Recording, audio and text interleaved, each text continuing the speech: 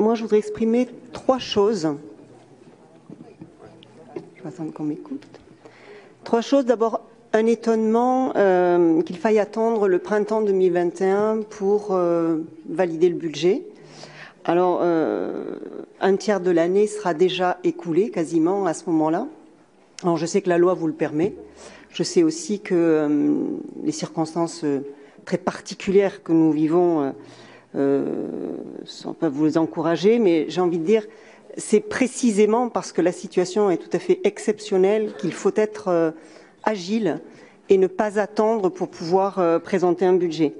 Vous le savez, la crise a projeté en fait d'innombrables structures dans des situations financières absolument catastrophiques, voire parfois dramatiques.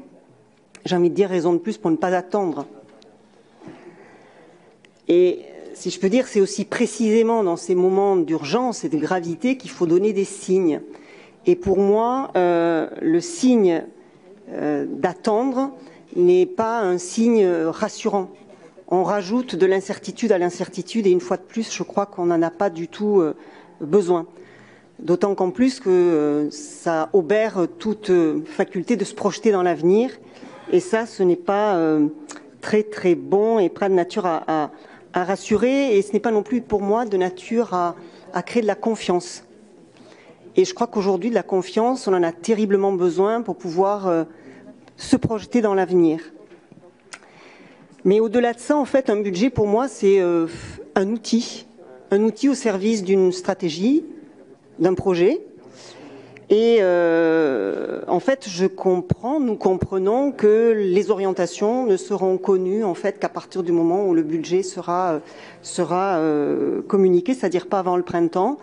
Et en fait, si on regarde, pratiquement une année se sera écoulée. Une année, ça sera écoulé. Et ce n'est pas un bon signe que l'on envoie. Mais bon, ça encore, j'ai envie de dire, c'est sans doute un autre sujet. Sur le budget, au final, et c'est le deuxième point que je voulais exprimer, c'est une bonne nouvelle, parce qu'en fait, on voit qu'il s'inscrit dans la continuité de ce qui était la mandature précédente. Vous nous demandez d'adopter pratiquement à l'euro près le budget qui avait été proposé par Nicolas Florian l'année dernière. Moi, je trouve ça bien. Je m'en réjouis et nous nous en réjouissons. Donc, c'est une surprise agréable et je vous en remercie. Le troisième point, qui était une question sur l'attribution des acomptes. Dans la liste des bénéficiaires des attributions, il manque a priori, mais c'est sous forme d'interrogation que je vous le soumets, de nombreuses structures. J'imagine que vous avez sans doute pris contact avec ces associations qui ne figurent pas et que peut-être elles n'ont pas besoin d'argent. Je ne le sais pas.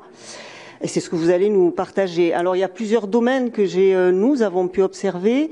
Dans le domaine économique, plus particulièrement les artisans, les commerçants. Il y a notamment une association importante, puisqu'elle est importante en effectif et en même temps, elle représente 75% de commerces indépendants. Je pense à la Ronde des quartiers, qui ne figure pas du tout. Est-ce que, voilà, pour quelles raisons? Je vois qu'également Invest in Bordeaux a disparu. C'est sans doute la confirmation qu'il est définitivement rayé de la carte. Dans d'autres domaines également, ils sont nombreux, je ne vais peut-être pas tous les citer, mais la Maison de l'Europe non plus ne figure plus. Dans un autre sujet thématique qui, je crois, nous est tous très cher, qui est celui de l'égalité, de la diversité et celui des droits des femmes, nous n'avons rien vu non plus. Donc, j'aimerais avoir votre éclairage là-dessus. Je vous remercie.